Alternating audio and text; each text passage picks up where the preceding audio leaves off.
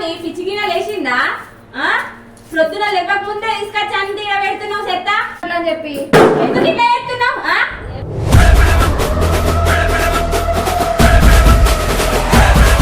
మస్తు కోపం వస్తుంది. ఏం చేస్తే కోపం వస్తే కొడతావా?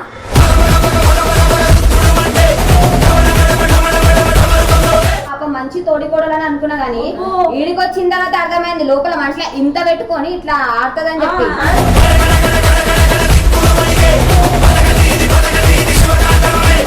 Hi friends, welcome back to our channel super Ranjith. ఈరోజు అయితే మేమిద్దరం కలిసి అత్తమ్మ మీద ప్రాంక్ చేస్తున్నాం. చాలా రోజులు అయింది కదా ప్రాంక్ చేయక, అందుకనే ఇక అత్తమ్మ మీద అయితే ఇక ప్రాంక్ చేయాలనిపించింది.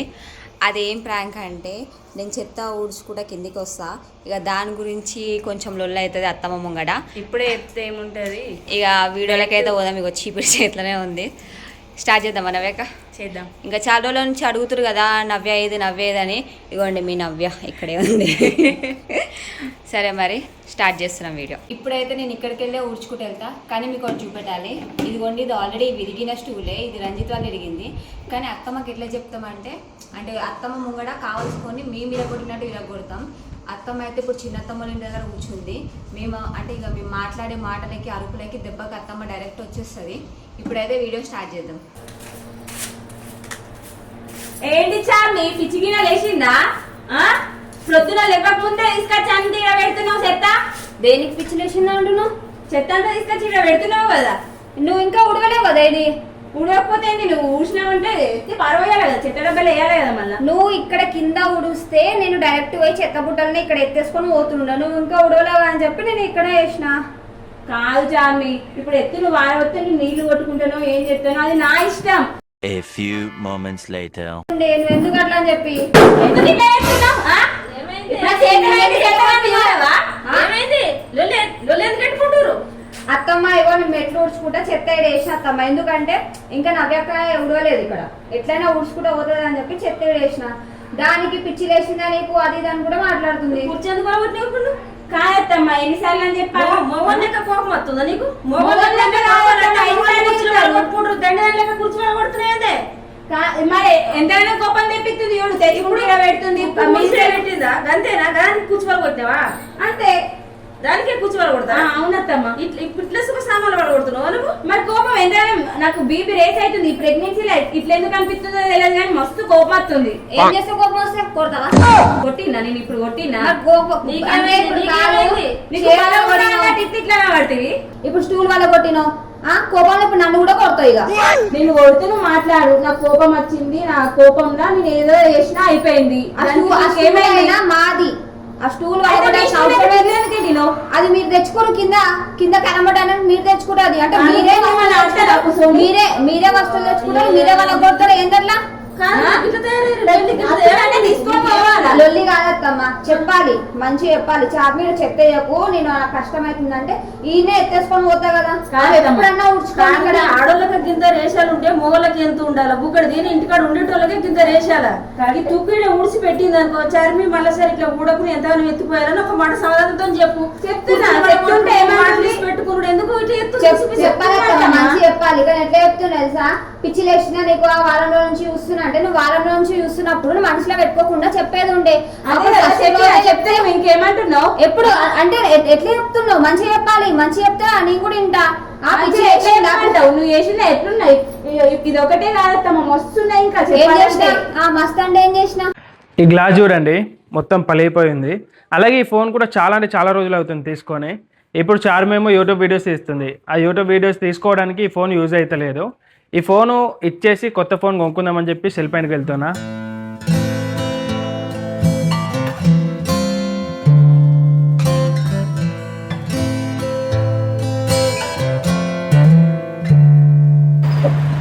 ఏమైంది బ్రో, షాప్ గింత జల్లి మూసేస్తున్నావు? ఏం చెప్పాలి బ్రో, షాప్ సరిగ్గా రన్ అవ్వట్లేదు. అలాగే చిన్న షాప్ అని ఎవరు రావడానికి సరిగ్గా ఇంట్రెస్ట్ చూపడం లేదు. అలాగే షాప్ డెవలప్ చేసుకోవడానికి కూడా నా దగ్గర డబ్బులు లేవు. నీ షాప్ చిన్న ఉన్నదా పెద్ద ఉన్నదా అని చెప్పి నీ షాప్తో అవసరమే లేదు. ఏదైనా మన వర్క్ బట్టి ఉంటుంది. నీ షాప్ చిన్న ఉన్నా కూడా ఇదే షాప్ని నువ్వు మంచిగా రన్ చేసుకోవచ్చు. అదేలా? చూడు బ్రదర్, క్రౌడ్ రీఛార్జ్ ఇది నా ఫ్రెండ్ చెప్పిండు. ఇది మీ షాప్ ఓనర్స్కి చాలా అంటే చాలా బెస్ట్. అలాగే జెన్యూన్ యాప్ కూడా. మరి యాప్ ఇంత చిన్న షాప్కి ఎలా నడుస్తుంది? బ్రదర్ నీ షాప్ పెద్ద ఉండాల్సిన అవసరం లేదు, అలాగే నువ్వు ఎక్కువ బడ్జెట్ కూడా పెట్టాల్సిన అవసరం లేదు. ఇది ఒక సింగిల్ యాప్. ఈ యాప్ ద్వారా నువ్వు చాలా మందికి సర్వీస్ ప్రొవైడ్ చేయొచ్చు. అది ఎలా అంటే DTH అయినా, మొబైల్ బిల్స్ అయినా, లేదా ఎనీ బిల్ పేమెంట్స్ అయినా. అలాగే నువ్వు రీఛార్జ్ చేసిన ప్రతి ఒక్కసారి 3.25% ట్రాన్సాక్షన్ బెనిఫిట్ పొందవచ్చు. Brother up to 3.25% కమిషనా? మరి యాప్ ట్రస్టెడేనా, నమ్మచ్చా? నువ్వేం టెన్షన్ పడకు బ్రదర్. ఈ కంపెనీ BBPS సర్టిఫైడ్ ప్లాట్ఫామ్. అలాగే ఇది మన కంట్రీలోనే 100% వెరిఫైడ్ అండ్ సేఫ్. ఇది ఈజీగా మన ప్లే స్టోర్లో అవైలబుల్ ఉంది. అలాగే ఇందులో బెస్ట్ ఏంటంటే మనం 24 hours కస్టమర్ కేర్ సపోర్ట్ తీసుకోవచ్చు. నేను ఈ బెనిఫిట్స్ రోజు పొందవచ్చా? అయితే ఈ యాప్ నాకు నా జీవితానికి ఒక ఆధారం అవుతుంది. బ్రదర్ నువ్వు కావాలనుకుంటే నీ ఇన్కమ్ కూడా డెవలప్ చేసుకోవచ్చు, అలాగే షాప్ని కూడా డెవలప్ చేసుకోవచ్చు. నువ్వు వెంటనే ఆలస్యం చేయకుండా క్రౌడ్ రీఛార్జ్ యాప్ని డౌన్లోడ్ చేసుకొని లాగిన్ అయ్యి నీ బిజినెస్ ఇప్పుడే స్టార్ట్ చేయి. అలాగే ప్రతి ట్రాన్సాక్షన్కి 3.25% ట్రాన్సాక్షన్ బెనిఫిట్ పొందుతావు. సో మీకు కూడా అర్థమైంది కదా, వెంటనే ఆలస్యం చేయకుండా క్రౌడ్ రీఛార్జ్ యాప్ని డౌన్లోడ్ చేసుకోండి. ఇది BBPS సర్టిఫైడ్ ప్లాట్ఫామ్, టెన్షన్ పడాల్సిన అవసరం లేదు. అలాగే మీరు రీఛార్జ్ చేసిన ప్రతి ఒక్కసారి 3.25% కమిషన్ బెనిఫిట్ పొందుతారు. 0 రిస్కే కానీ మాక్సిమం బెనిఫిట్స్. ఈ క్రౌడ్ రీఛార్జ్ యాప్ కి సంబంధించిన లింక్స్ అన్ని డిస్క్రిప్షన్ లైన్ కామెంట్ బాక్స్ లో ఇచ్చిన, వెళ్ళి రిజిస్టర్ అవ్వండి. అలాగే మీ బిజినెస్ ఇప్పుడే కొత్తగా స్టార్ట్ చేయండి. పైనుంచి చెత్త పడేస్తారు, పైనుంచి ఎవరైనా చెత్త పడేస్తారా? థమ్స్అప్ తాగిన వాడేస్తారు, అవేవో కవర్లు వస్తాయి. అబ్బా అత్తమ్మ ఒక్కసారి పాప ఏదో బట్ట పడేసింది, అది ఎందుకంటే ఇక్కడ ఎండేసినా కాబట్టి దాన్ని గుంజడంలో అది ఇటు పడ్డది.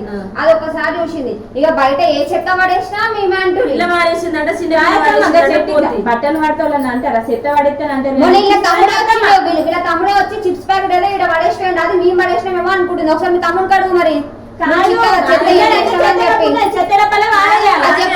తమ్ముడికి నువ్వు చెప్పకుండా నా మీద ఉంటే మంచోళ్ళు అనుకున్నా గిట్ల తయారైంది. మీరు ఇన్ని రోజులు మంచోళ్ళు అనుకున్నా రేషన్ గిట్లనే మీకు. ఇగో చెత్త అంతా తీసుకోవాలి మరి మీరే తోపుటావు. ఎందుకు వేస్తావు? ఎందుకు వేస్తావు? ఇక్కడ ఎట్లా పెట్టావు మరి? ఇప్పుడు నా చెత్త నేను ఇక్కడ వేస్తాం, మళ్ళా నువ్వు కూడా బకెట్లు ఉన్నాయి కదా, బకెట్లో వాడేసుకోవాలి. అక్కడ బకెట్ ఉంది కదా, ఊడ్చాలో వాడేస్తా. అక్కడ వేసినా, ఆకిట్లు వేసినా, గుమ్మ ముంగడేసినా, ఈడేసినా. ఇది ఇప్పుడు నాది అన్నప్పుడు నాకు నీట్గా ఉండాలి అన్నప్పుడు ఏయతి అక్కంటే అయిపోతుంది కదా. చెప్పాలత్తమ్మా, మంచిగా చెప్తే నేను కూడా మంచిగా వింటా. అక్కడ నుంచే వస్తుంది నాకు. పెట్టుకుంటే ఉన్నారా వాళ్ళన్నా? చెత్తకాడ ఇట్లా పెడితే వాళ్ళకైనా నష్టం. నువ్వు ఉన్నప్పుడు ఇట్లా పెడితే వాళ్ళు ఉండరు. కానీ నేను మీకు ఇద్దరు చేతన అయితే లేదు కదా, ఈ చెత్త కాడ ఇంటి పని కాడ ఏడుతురు కదా, ఆ పని ఈ పని అంతా నేనే ఎత్తా. ఎప్పుడు అత్తం ఎత్తేస్తా ఉంటుంది కదా, అయిపోయింది. నీకు ఊడ్చుడు కష్టం అవుతుంది, దానికి ఎత్తిపోసుడు కష్టం అవుతుంది కదా. మీరు ఇద్దరు కూర్చోండి, ఆడ ఈడ మొత్తం ఊడ్చుని ఎత్తిపోసుకుంటారు. ప్రెగ్నెంట్ లేవు, నేను కూడా ఉన్నా ప్రెగ్నెంట్. ఇక్కడ ప్రెగ్నెంట్ ఒకటి పెట్టొద్దు సింపతి, నేను కూడా ఉన్నా, నేను చేసుకుంటలేనా? అదే సింపతి పెట్టలే, నా పని నేను చేసుకుంటున్నప్పుడు నీ పని నువ్వు చేసుకోవాలని చెప్తున్నాను. నువ్వు ఊడవనప్పుడే నేను ఇక్కడ వేసిపోతా. నువ్వు ఊడిస్తే నీకు నాకు పిచ్చి కాదు. నువ్వు ఇప్పుడు నీ పని నువ్వు చేసుకుంటున్నావు అన్నప్పుడు ఇది కూడా ఎత్తి పర్వాలేదు కదా. ఇప్పుడు మీకు ఏమనిపిస్తుంది? చూడ దెబ్బలు చూడండి మీకు. అత్తమ్మ ఇప్పుడు నవ్యక్క నాకు మంచిగా ఎందుకు రెచ్చిపోతురు? కాదు చారు మేము కూర్చుకుంటే వారి కొద్దిగా ఎక్కువ గిట్ల సమాధానం. మీరు కుర్చీలు వల్ల కొట్టుకుండేది, లొల్లు పెట్టుకుండేది, నువ్వు మాటిసి పెట్టు అది మాటిసి అక్కడ లెక్క కూడా ఉండాలని చెప్పిన మీకు. నేను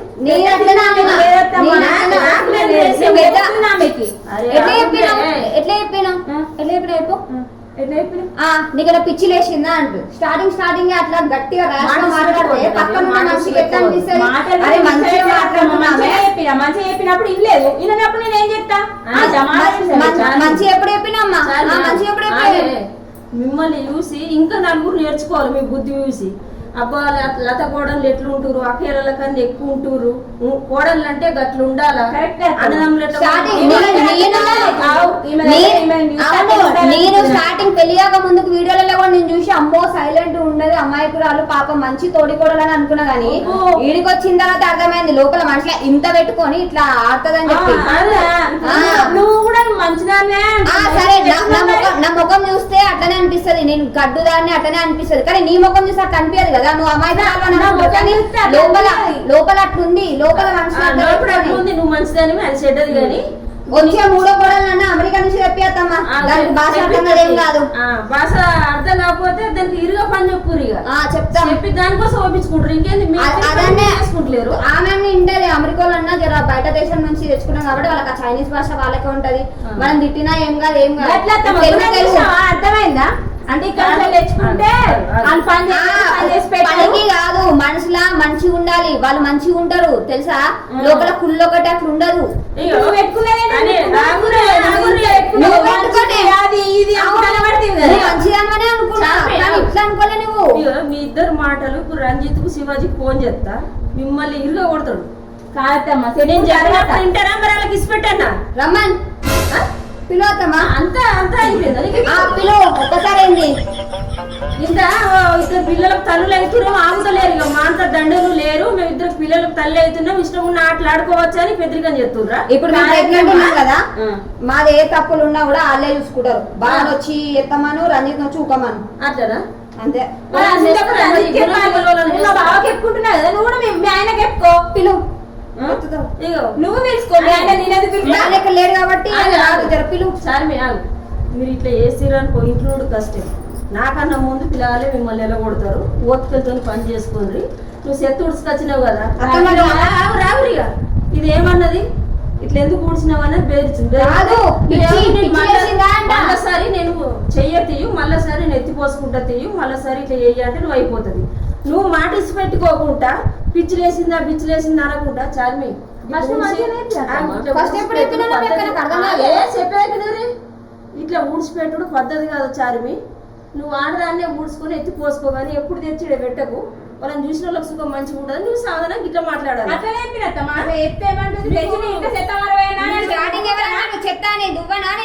మీరిద్దరు ఎట్లా ఎత్తురు చెప్పానా? ఏదో కడుపులో కుళ్ళు కుట్ర, ఒకళ్ళ మీద ఒకళ్ళ శత్రుతాను, పగలు పంతాలు ఉన్నట్టు ఎత్తురు. ఆ గుణం బంద్ చేయరు. అక్క లెక్క జీవితంతో కూడుండూరి.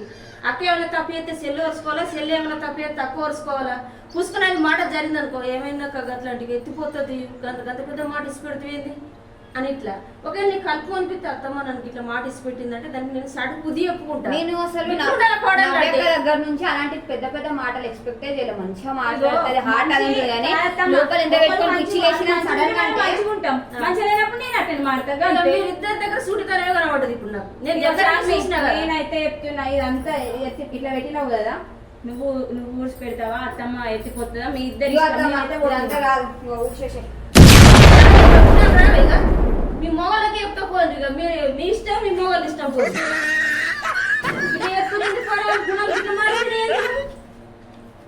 అత్తమ్మ చెప్తే ఇంటే మీరు పడతారే.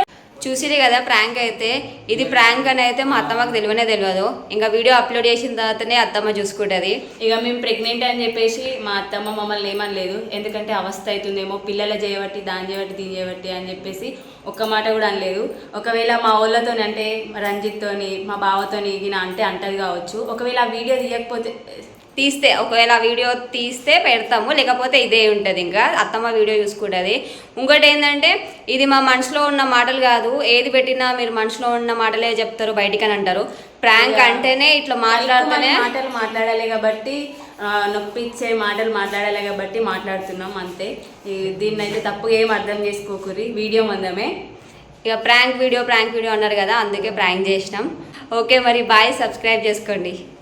సో గైస్ అర్థమైంది కదా, మీరు వెంటనే క్రౌడ్ రీఛార్జ్ యాప్ని డౌన్లోడ్ చేసుకోండి.